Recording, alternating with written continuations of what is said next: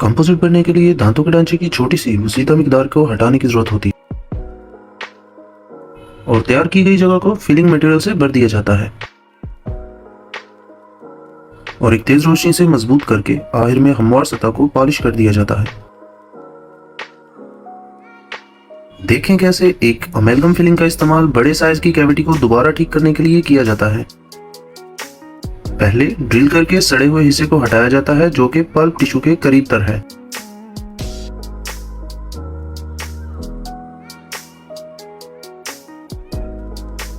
दांत के डेंटिन वाले हिस्से में एक लाइनर फिलिंग किया जाता है ताकि हसासियत को कम कर दिया जाए और बाकी कैविटी के हिस्से को भरने के लिए अमेलगम का इस्तेमाल करके अच्छे से दबाकर बराबर कर दिया जाता है।